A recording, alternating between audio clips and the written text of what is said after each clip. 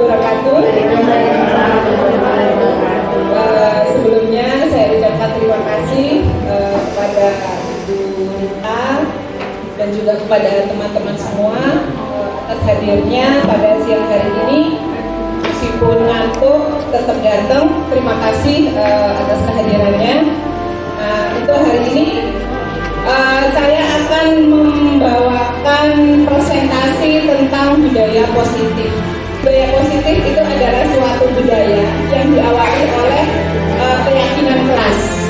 Keyakinan kelas itu berasal dari mana? Keyakinan kelas itu berasal dari kesepakatan antara guru dan murid atau guru dan siswa. Jadi kesepakatan ini diawali di kelas, kemudian dikembangkan lagi ke tingkat sekolah. Nah, kalau sudah jadi ke tingkat sekolah, maka jadilah budaya positif yang ada di sekolah. Nah, sebelum masuk ke budaya positif, di sini pembelajaran tentang pendidikan guru penggerak itu mengajarkan tentang pendidikan yang berasal dari filosofi Ki Hajar Dewantara. Jadi Ki Hajar Dewantara itu adalah menteri apa ya Pak Sugeng? Iya, ya.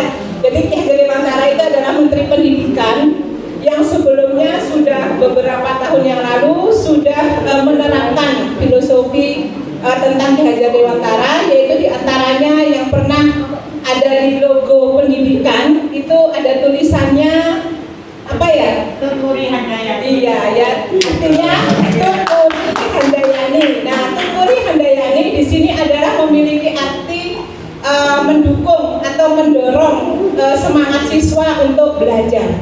Nah, itu artinya adalah seperti itu. Kemudian kita masuk ke ini ada penjelasan bahwa Ki Hajar Dewantara menjelaskan bahwa tujuan pendidikan adalah menuntun segala kodrat yang ada pada anak-anak agar mereka dapat mencapai keselamatan dan kebahagiaan yang setinggi-tingginya, baik sebagai manusia maupun sebagai anggota masyarakat. Oleh sebab itu, pendidik itu hanya dapat menuntun tumbuh dan hidupnya kekuatan kodrat yang ada pada anak-anak agar dapat memperbaiki lakunya hidup dan tumbuhnya kekuatan kodrat anak. Dalam proses menuntun, anak diberi kebebasan, namun pendidikan sebagai pamong dalam memberi tuntunan dan arahan agar anak tidak kehilangan arah dan membahayakan dirinya serta dapat menemukan kemerdekaannya dalam belajar. Arti di sini adalah menuntun. Menuntun, kita itu sebagai guru menuntun, bukan menuntut. Jadi kalau menuntut itu, ayo kerjakan, kan seperti itu. Itu namanya menuntut. Kamu kalau tidak mengerjakan nanti nilainya E atau nilainya 0. Nah, itu namanya menuntut. Oh ya. Aku banget itu. Nah, dari filosofi Ki Hajar Dewantara kita diajarkan untuk menuntun. Menuntun itu apa? Seperti anak kita sendiri, ya. Kita di rumah punya putra putri menuntun, misalnya, Bu, Ma, saya pengen ke kamar mandi, misalkan takut ditemani. Nah, kita kan harus mau nemani anak kita. Ya, paling enggak nyengoki katanya Bu Mary. Kan seperti itu. Tapi kalau di sekolah itu kan rumah kedua kita. Kita sehari mulai jam 6 sampai jam 3, ibaratnya kita rumah ini rumah kedua. Bukan berarti bukan saja untuk kita, tapi untuk siswa kita. Bagaimana siswa kita itu nyaman, aman berada di sekolah.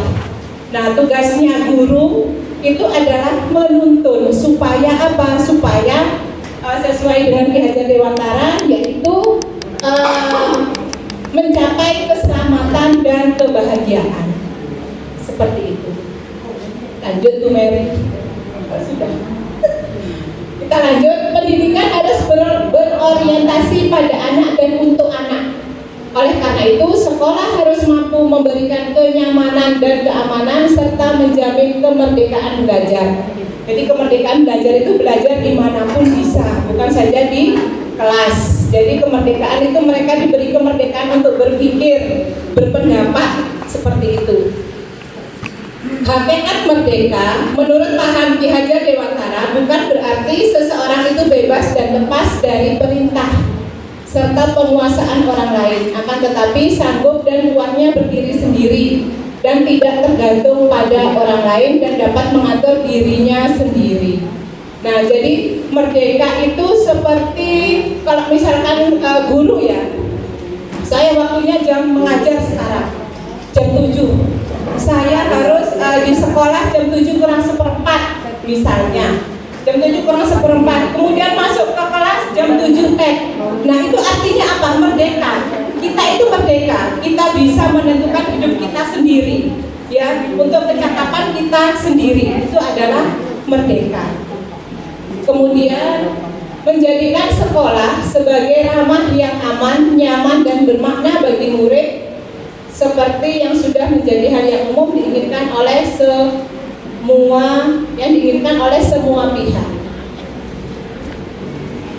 Lanjut, nah, ini ada budaya positif dan ekosistem positif. Kita ambil contohnya. Jadi kita ambil contoh perbandingannya dengan hidup tumbuh-tumbuhan. Jadi seorang petani dalam hakikatnya sama kewajibannya dengan seorang pendidik. Jadi kita sebagai pendidik sama halnya dengan seorang petani. Jadi kalau misalkan seorang petani itu tugasnya menuntun tumbuhnya padi, ia dapat memperbaiki kondisi tanah, memelihara tanaman padi, memberi pupuk dan air, membasmi ulat-ulat atau jamur-jamur yang mengganggu hidup tanaman padi. Sama juga seperti guru, ya. Guru di sini juga seperti ibaratnya seperti petani. Jadi menuntun hidupnya anak-anak, mau dibawa kemana anak-anak kita, seperti itu. Ya, mau dibawa ke mana. Nah, ini. Kemudian, nah ini adalah perubahan paradigma. Perubahan paradigma di sini adalah kegiatan kepala tangan. Ini adalah sesuatu pemikiran atau pola pikir manusia, ya. Pola pikir manusia. Di sini ada A dan B. Anda dan teman Anda. Sobeklah secari kertas kecil, kemudian tuliskan benda atau sesuatu yang berharga untuk Anda. Letakkan dalam tangan Anda. Kira-kira apa yang terjadi? Mau dilepaskan atau tidak? Misalkan Wira punya sesuatu di tangannya, kemudian Pak Tarto misalnya ingin merebut dari Bu Ira. Apa yang dilakukan Bu Ira? Tidak boleh melepaskan. Oh, tidak boleh melepaskan. Alasannya apa Bu Ira? Karena itu punya saya. Ya, itu maksudnya seperti itu, ya. Jadi perubahan paradigma itu adalah suatu pemikiran, pola pikir yang kita berasal dari diri kita sendiri.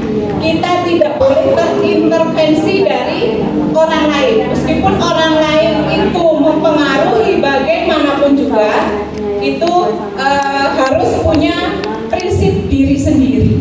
Nah, itu adalah termasuk pada perubahan paradigma. Kemudian di sini ada paradigma teori kontrol. Sebelum teori kontrol kita nanti bahas ke stimulus respon, ya. Jadi teori kontrol di sini ada guru mengontrol murid, misalkan Pak Tarto mengontrol Bu Ira tadi, ayo Bu Ira dibuka Bu Ira, misalnya dibuka Bu Iranya tetap nggak mau, Pak Tarto nggak mau, itu misalnya ya. Kemudian yang kedua, ilusi bahwa kritik dan membuat orang merasa bersalah dapat menguatkan karakter. Ilusi semua penguatan positif, efektif, dan bermanfaat. Jadi pemikiran seperti ini adalah termasuk teori kontrol. Kita lanjut lagi. Nah, perubahan paradigma atau stimulus respon atau teori kontrol. Stimulus respon. Stimulus itu apa ya? Rangsangan, ya. Rangsangan. Jadi rangsangan itu berasal dari mana? Langsung tanggap ya Bu Rita. Rangsangan apa Pak Didi? Jangan lagi. Oke, rangsangan itu ibaratnya seperti stimulus itu adalah rangsangan yang berasal dari pikiran, yang berasal dari tindakan, ya, yang kemudian ditangkap oleh panca indera kita. Saya colek Bu Ira, itu kan merangsang. Akhirnya Bu Ira setelah mencolek saya, nah dia mengatakan ada apa Bu Eka? Nah itu yang dikatakan Bu Ira, ada apa Bu Eka? Itu adalah respon. Ya, respon itu adalah reaksi, tanggapan itu adalah respon. Nah, untuk memahami kepalan tangan tadi, itu adalah termasuk stimulus respon. Dia ingin mempertahankan, ya, ingin mempertahankan. Kemudian di sini ada teori kontrol. Teori kontrol di sini adalah mengontrol. Jadi stimulus respon, misalkan ada yang mengatakan, misalkan ada siswa datang terlambat. Guru tidak tahu kalau siswa itu datang terlambat karena dia harus bekerja dahulu, menghidupi adiknya dua karena ditinggal oleh orang tuanya ke Malaysia, misalnya seperti itu. Kemudian siswa itu datang terlambat, ditanya oleh gurunya, oleh guru BP, Bu siapa ya? Bu Mita, Bu Aini misalnya. Jong, nggak pelan ngomongnya. Kamu kenapa kok terlambat? Responnya langsung merespon, spontan, ya, spontan langsung menghukum siswa. Nah, itu harus dilakukan dengan pendekatan teori kontrol. Apa sih teori kontrol? Teori kontrol ini adalah teori yang berisikan tentang pemahaman. Pemahaman apa? Pemahaman atas orang lain. Siswa itu kenapa kok terlambat? Kita sebagai guru harus tahu, harus paham, ya, kenapa siswa itu terlambat. Nah, itu masuk ke teori kontrol. Jadi teori kontrol di sini itu adalah mengajak kita untuk berpikir, ya, mengajak kita untuk berpikir apakah yang dilakukan selanjutnya itu apa. Nah, itu termasuk teori kontrol. Ini. Kemudian contohnya adalah stimulus respon. Kita mencoba mengubah orang agar berpandangan sama dengan kita. Teori kontrolnya apa? Kita berusaha memahami pandangan orang lain tentang dunia. Jadi nggak semata-mata siswa itu bersalah langsung kita tangkap, plak. Jangan, ya, kita harus mengetahui, oh kenapa siswa seperti ini, seperti itu. Sama dengan teman kita, misalkan teman kita mengeluh, ya kamu sih, harusnya itu kamu ini. Nah, jangan seperti itu, ya. Kita harus memahami teman kita, apakah dia mau curhat atau mau apa, gitu ya. Kemudian perilaku untuk dilihat sebagai suatu kesalahan. Ini adalah semua perilaku memiliki tujuan. Jadi apa yang dilakukan oleh kita, siswa, itu benar atau salah, itu menurut pendekatan teori kontrol itu mempunyai tujuan. Jadi kita tidak bisa menyalahkan, oh berarti siswa ini memiliki tujuan. Itu ya. Kemudian lanjut, saya bisa mengontrol orang lain. Belum tentu Anda, sedangkan teori kontrolnya Anda tidak bisa mengontrol orang lain. Ini adalah contoh dari stimulus respon yang kemudian karena stimulus respon itu responnya terlalu tinggi, maka kita harus mengerem, ya, mengerem dengan apa? Dengan pendekatan teori kontrol. Jadi berpikir sejenak. Jadi nggak langsung set gitu ya. Jadi harus pelan-pelan seperti itu. Kemudian lanjut Mary. Nah, di sini ada apakah makna disiplin? Nah, disiplin berasal dari bahasa Latin yang artinya disciplina. Artinya adalah belajar. Makna asal dari kata ini berkonotasi dengan disiplin diri dari murid-murid Socrates dan Plato. Kates. nggak kelihatan. Cahaya. Disiplin diri membuat orang menggali potensinya menuju sebuah tujuan apa yang dia hargai. Namun dalam budaya kita, makna disiplin berubah menjadi suatu yang dilakukan seseorang pada orang lain untuk mendapatkan kepatuhan. Dan kecenderungannya menghubungkan disiplin dengan ketidaknyamanan, dengan apa yang kita hargai atau pencapaian tujuan mulia. Jadi tujuan disiplin maksudnya di sini adalah bagi budaya kita disiplin itu adalah tekanan. Padahal sebetulnya tidak. Kalau misalkan kita mengikuti teori kontrol tadi, ya, disiplin itu malah membuat kita merdeka. Bukan tertekan, tapi merdeka. Merdeka untuk apa? Untuk diri kita sendiri. Seperti itu. Lanjut, Mer. Nah, di sini ada teori motivasi perilaku manusia untuk menghindari ketidaknyamanan atau hukuman. Apa yang terjadi apabila saya tidak melakukannya? Nah, di sini motivasi ada dua, ya, motivasi eksternal dan motivasi internal. Kalau eksternal itu biasanya motivasi yang terpengaruh dari luar, misalnya, itu ya. Kemudian motivasi internal itu dari diri sendiri. Misalnya motivasi eksternal, ayo ngajar yuk, sudah waktunya, misalnya seperti itu. Kemudian ikut ngajar. Nah, seperti itu. Kalau motivasi internal, sudahlah nggak usah diajak teman, sudah waktunya ngajar, wes ngajar sendiri berangkat. Nah, itu adalah faktor internal. Jadi mulai dari diri sendiri, seperti itu. Oh iya.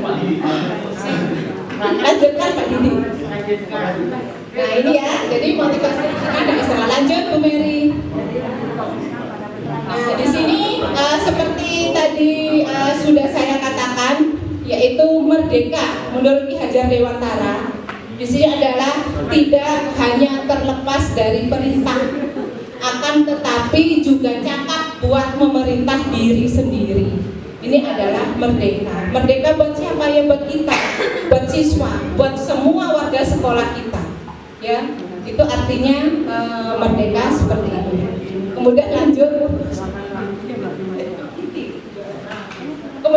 Di sini ada peraturan kelas, keyakinan kelas, lingkungan positif, budaya positif. Kita mulai dari peraturan kelas terlebih dahulu. Mungkin di sini sudah ada guru yang sudah membuat peraturan kelas sendiri. Siapa ya? Bu Hera? Nah, Bu Hera sudah, ya, keyakinan kelas. Jadi peraturan kelas, kemudian naik ke keyakinan kelas, kemudian naik lagi ke lingkungan yang positif, kemudian masuk ke akhirnya jadilah budaya positif.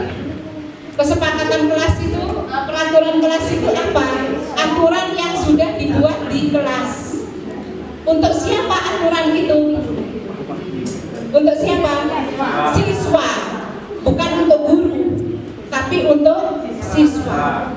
Contohnya, jangan membuang sampah sembarangan, jangan rame di kelas, jangan bermain HP. Ya Bu Ira ya. Nah itu termasuk peraturan. Kemudian kita masuk ke keyakinan kelas.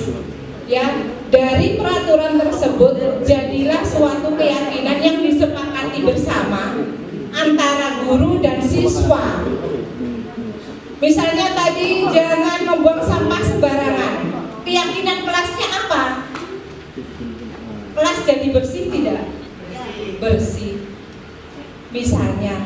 Kemudian lanjut Bu Mary, kita bahas selanjutnya.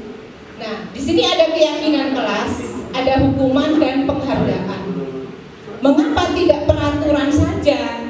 Kenapa harus keyakinan kelas? Itu ya. Jadi peraturan itu untuk orang lain. Kalau keyakinan itu untuk diri kita dan untuk siswa. Jadi kesepakatan. Tuh, jadilah kesepakatan kelas. Mengapa memiliki peraturan harus menggunakan helm bila mengendarai kendaraan roda 2? Takut ditilang. Demi keselamatan kalau terjadi kecelakaan. Iya. Ada polisi. Oh, karena ada polisi. Ya, di sini mengapa memiliki peraturan harus menggunakan helm? Tadi yang Bu Ira katakan takut ditilang. Nah, takut ditilang itu adalah masuk ke peraturan. Tetapi kalau untuk keselamatan itu adalah masuk ke keyakinan. Jadi kita yakin makna dari apa peraturan itu keluar, maknanya itu masuk ke keyakinan. Misalnya memakai masker, mencuci tangan misalnya. Itu keyakinannya apa kira-kira? Keyakinannya kira-kira masuk kemana? Kesehatan. Ya, supaya tidak kena corona. Jadi masuk ke kesehatan. Keyakinannya seperti itu. Kita yakin, gitu ya. Kemudian mengapa memiliki ya? Lanjut Bu Mary.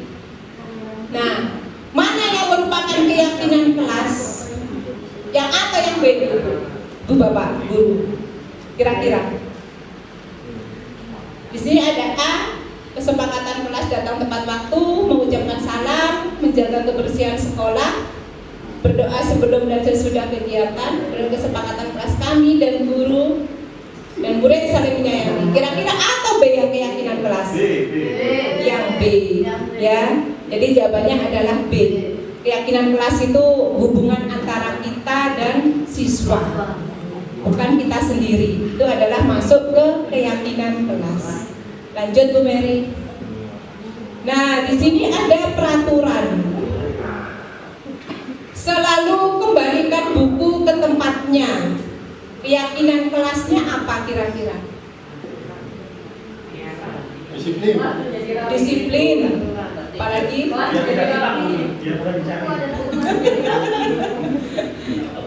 Kemudian lanjut, dilarang mengganggu orang lain. Kira-kira apa keyakinannya? Dilarang mengganggu. Biasanya kan temennya saling ganggu gitu. Apa? Keamanan.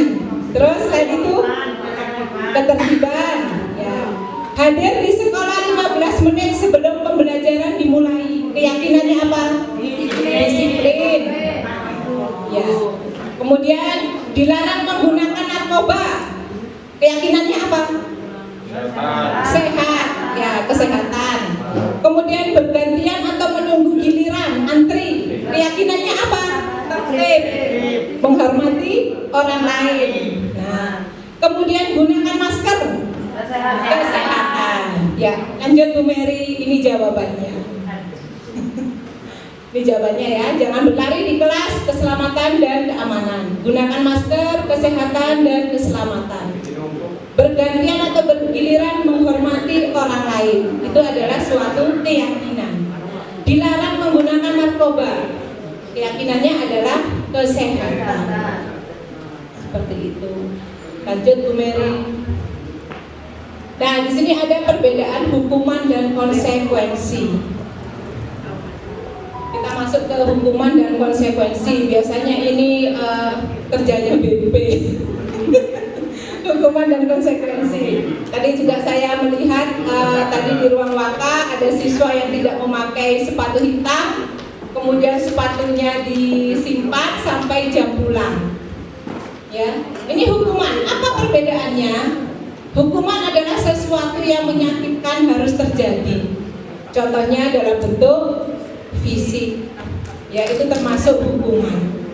Kemudian membuat anak sakit dalam jangka waktu yang lama, itu hukuman. Anak membenci kedisiplinan. Kamu bisa saja melakukan hal yang buruk, tapi kamu tidak melakukannya. Ini semacam pertanyaan, Bapak Ibu, semacam pertanyaan. Kemudian pertanyaan ini disampaikan ke siswa supaya apa? Siswa itu tidak tertekan dalam dirinya. Itu ya. Maksudnya seperti itu. Kemudian lanjut Bu Mary, menanyakan keyakinan. Nah, keyakinan inilah yang kita buat terlebih dahulu. Jangan pas kita melakukan restitusi, keyakinannya belum kita buat, percuma. Ya, jadi kita harus melakukan keyakinan terlebih dahulu, baru kita melakukan restitusi. Ya, lanjut Bu Mary. Terima kasih. Salam bahagia.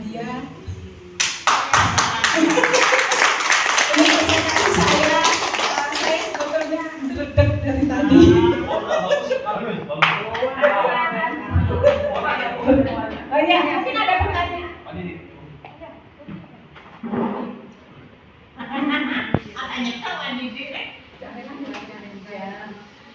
Terima kasih Bu Eka. Assalamualaikum warahmatullahi wabarakatuh. Nama saya Sutarto, mau bertanya tentang apa yang sudah dipresentasikan Ibu Eka tadi. Jadi apa yang disampaikan Bu Eka, bahwasanya kita selaku guru ya, itu tidak boleh marah dan harus menahan diri. Kata Umi harus sabar. Ini ada kasus seperti ini Bu Eka. Jadi bagaimana menangani ini dan harus ketemu. Contoh, saya menemukan ada di satu kelas itu ternyata ada 2 puntung rokok. Satu puntung rokok itu memang sudah ketahuan dia yang menghisap. Satu puntung rokok lagi itu tidak ada yang mengaku dari satu kelas itu. Ya, saya selaku guru harus tahu siapa satu puntung rokok ini, siapa yang tadi menghisap. Ketika saya tanya semuanya tidak ada yang mengaku. Ya, kalau menurut dasar tadi yang Ibu sampaikan, kita tidak boleh marah, kita harus sabar. Ya, bagaimana caranya Bu Eka bisa menemukan siapa yang menghisap satu puntung rokok tadi dengan cara yang Ibu tadi sampaikan? Mohon dipersilakan Bu Eka.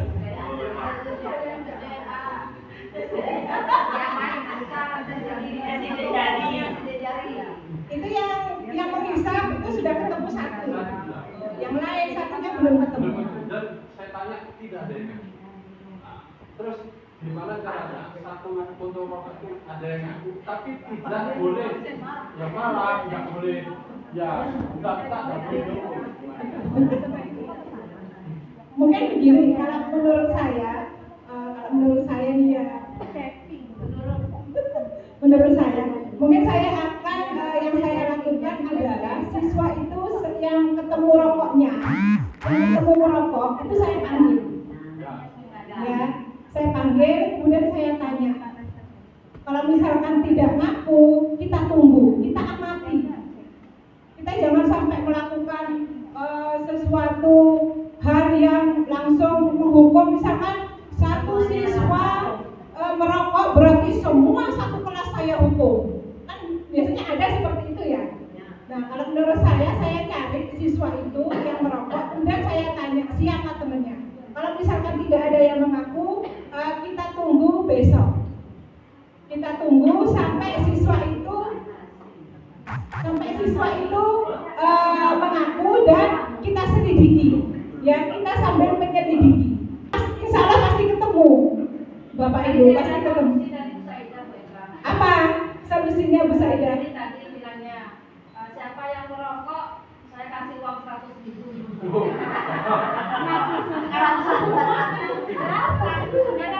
Untungnya. Nah, kalau misalkan seperti itu kan biasanya itu mengajak siswa atau memberikan siswa sebuah penghargaan. Ya, mungkin ada pendapat lain?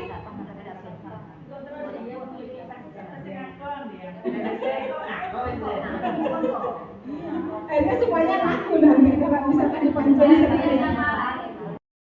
Satu anak tadi di eksekusi, interogasi,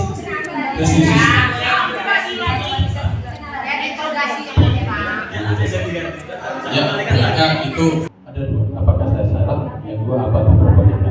Ketika saya menangani seperti itu, yang merokok tadi saya interogasi dulu. Ternyata dia tidak mengaku siapa satunya yang merokok. Kemudian saya bawalah ke lapangan. Dan tidak saya apa-apakan, cuman saya suruh merokok aja.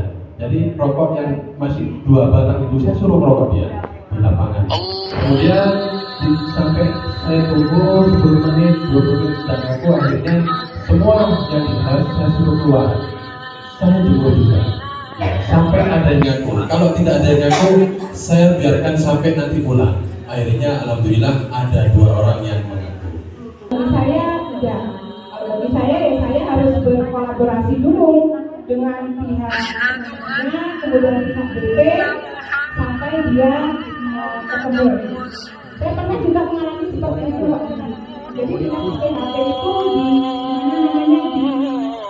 di dapur, siswa itu sambil naik jendela merokok.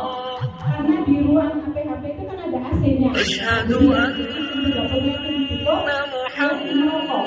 Setelah saya masuk, siswa itu siapa yang merokok?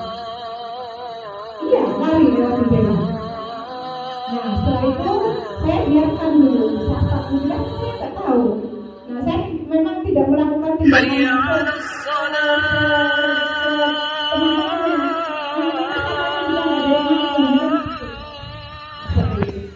Jadi akhirnya besok saya teliti lagi, saya tanya, saya ajak bicara pelan-pelan. Akhirnya mengaku dia yang merokok. Seperti sampai kemarin ya, kemarin. Ya, jadi saya nggak langsung mengeksekusi mereka, tidak. Jadi saya langsung menanyakan ke teman-temannya, saya teliti, akhirnya ketemu. Seperti itu Pak Ibu.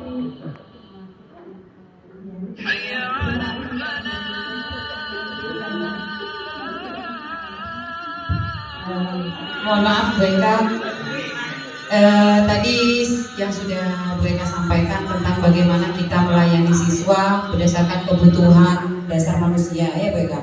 Ada siswa itu butuh kesenangan, butuh kebebasan, butuh kasih sayang. Kalau butuh kasih sayang, insya Allah kita Bapak Ibu guru sayang kok sama anak-anak kita karena kita menganggap siswa kita anak kita sendiri. Untuk yang saya tanyakan ini Bu Eka, untuk tanya ya sebenarnya. Kalau kita kebutuhan pertanahan ibu ini banyak dari guru kita yang memang pada dasarnya yang saya sampaikan tadi saking sayangnya, saking cintanya kepada anak kita, sehingga ketika kita jam pelajaran siswa itu belum makan. Kita yang pertanahan hidup seperti makan gitu ya, belum sarapan mereka. Jadi banyak siswa itu berangkat dari rumah itu kosongan. Jadi bisa satu kelas itu hampir semua. Jadi ketika siswa, Bu belum sarapan, ya Bu belum makan, rasa ibunya itu kan muncul, Doni seriak belum makan. Nah diizinkanlah keluar WA. Nah akhirnya kasus yang terjadi di sekolah kita, akhirnya banyak siswa itu di kantin di jam pelajaran. Ketika saya tanya di kantin itu yang banyak itu kan bukan hanya satu kelas, dari kelas-kelas yang lain, jamnya siapa Cok? Bapak ini, kelasnya siapa Cok? Ibu ini, gurunya ada Bu, sudah izin Bu, diperbolehkan.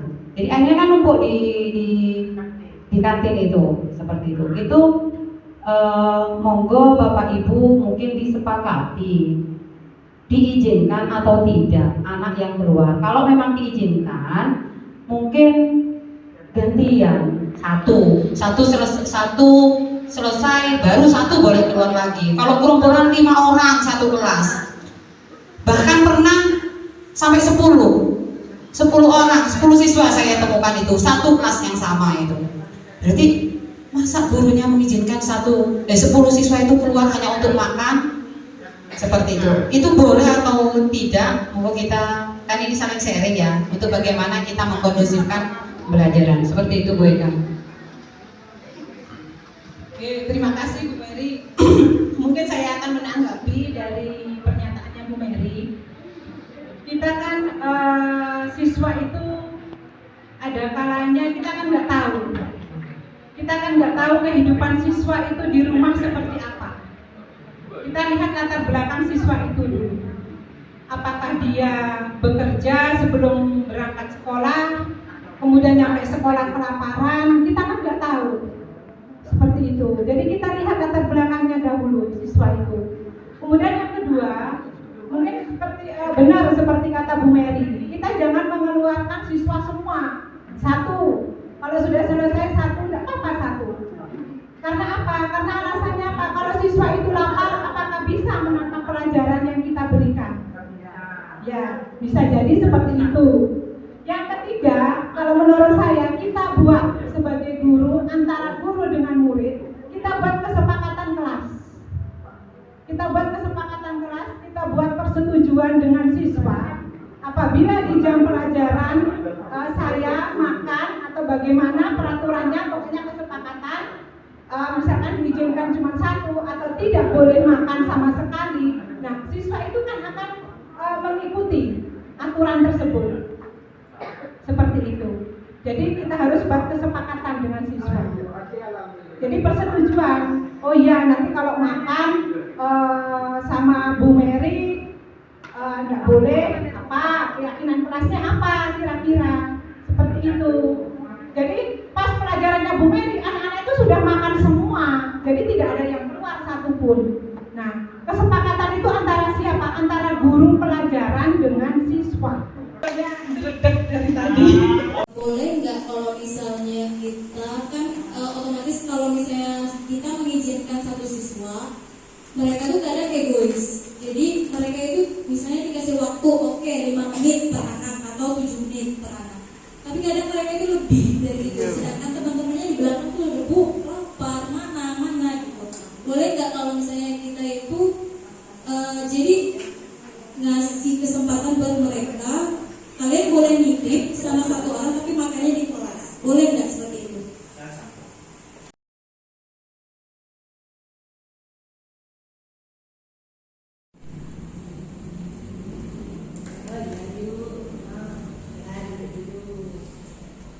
Kamu tahu yuk, kenapa ibu panggil ke sini? Ya bukan saya tidak mengerjakan tugas. Apakah kamu sadar bahwa itu adalah suatu kesalahan? Iya bu, saya salah karena saya tidak mengerjakan tugas. Iya, itu kan manusiawi. Jadi setiap manusia itu tidak sempurna. Kemudian apa yang menyebabkan kamu tidak mengerjakan tugas yuk? Tadi saya kurang bisa fokus sehingga saya tidak mengerjakan tugas. Oh ya, baiklah. Kita kan sudah membuat keyakinan kelas dan menjadi keyakinan sekolah. Nah, coba Ayu ingat nggak itu kesepakatan itu? Iya bu. Coba jelaskan apa kesepakatannya. Jika tidak mengerjakan tugas, maka siswa mengerjakannya di jam istirahat dan melakukannya ke guru yang bersangkutan. Iya, itu hasil kesepakatannya ya. Nah, sekarang apa yang Ayu lakukan setelah tahu kesepakatan itu? Baik, saya akan menjawabkan keyakinan kelas dan mengerjakannya dan mengerjakannya. Pinter, ya baik. Sekarang Ayu segera ke guru kelasnya untuk mengumpulkan tugas ya. Kemudian ini dibawa buku penghubungnya. Nah, ini berikan ke gurunya bahwa Ayu sudah mengumpulkan tugas dan ini sebagai tanda bukti bahwa Ayu sudah mengumpulkan tugasnya. Nah, terus sekarang jangan diganggu lagi yuk ya, lebih fokus pada pembelajaran.